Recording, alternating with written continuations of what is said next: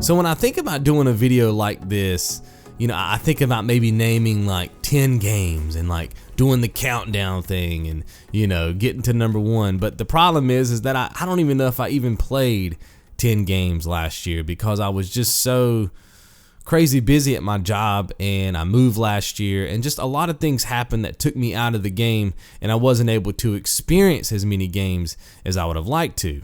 But there was that one game that took me to the next level, and that was Bloodborne. I really enjoyed Bloodborne. You guys know I'm a big fan of the Souls series anyway, and this is kind of the spiritual successor of that franchise. And it was more fast-paced. It was more energetic. I felt more connected to the world than I thought I would, because it was such an interesting take on the franchise. Like I said, it was more fast-paced. You had a gun this time. You really didn't rely on shields and stuff like that. So it was a completely different and unique experience. And I think what took it over the edge for me was the music.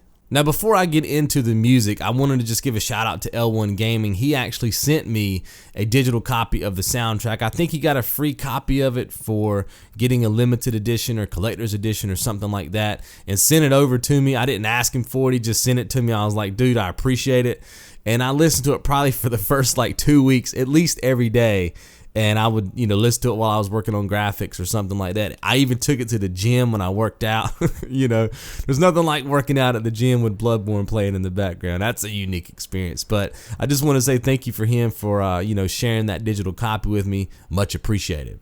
Now let's talk about the music. I remember seeing I think it was a behind the scenes or a trailer or something like that. Maybe I can put it up on screen, but it was the orchestra playing the soundtrack for that first boss that you encounter, and it was fantastic. I remember commenting on Facebook and Twitter, so oh my God, this is gonna be one of the greatest experiences ever in gaming, because the music, to me, music does everything for a game. You can have a fantastic game, but if your sound design and your music is off, to me, it just degrades the quality of your game. You take a movie like Star Wars, that movie it would not be the same if it didn't have, the score to it. That music makes it that movie that it is, and it's the same way for games.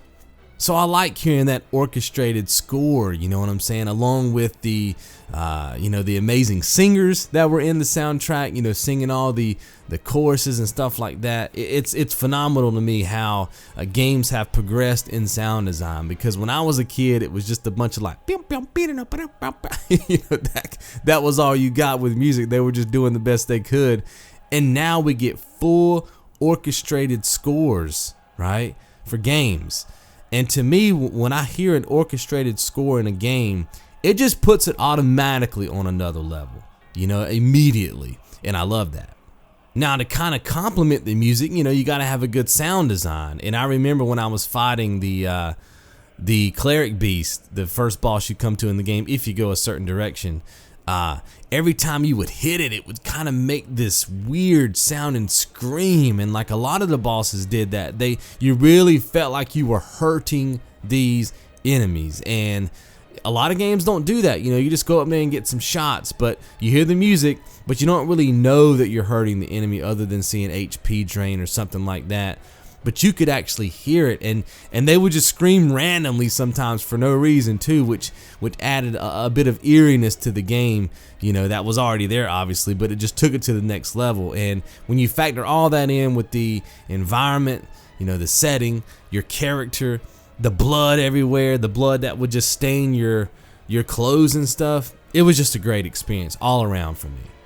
Now, I know a lot more games came out last year, like Metal Gear and The Witcher and all these other games. Assassin's Creed Syndicate came out. Just keep in mind that I didn't play those games, so it's very hard for me to call those Game of the Year for me because I didn't play them. I think, and I actually was reading an article the other day, I think that as a whole, everybody thought that The Witcher was Game of the Year. That's what I'm gathering from forums and other communities and stuff like that, from articles.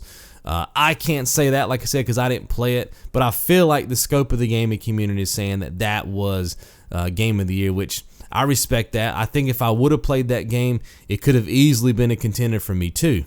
So I just wanted to say that before I ended the video, because I know that might be confusing to some people, because a lot of games came out last year and you might be going, man, he picked Bloodborne with all these games that came out. But like I said, my library of gaming was very limited last year. So hopefully I can get back into a lot more games this year. I know we got Uncharted 4 and some other great games coming out. So I'm looking forward to 2016. My life is kind of at a normal pace right now. So I go to work and I come home and I do YouTube, and I'm kind of on a schedule, and things feel normal right now. So unless something crazy happens this year, I should be able to put in, some game time and see, what is my favorite game for 2016.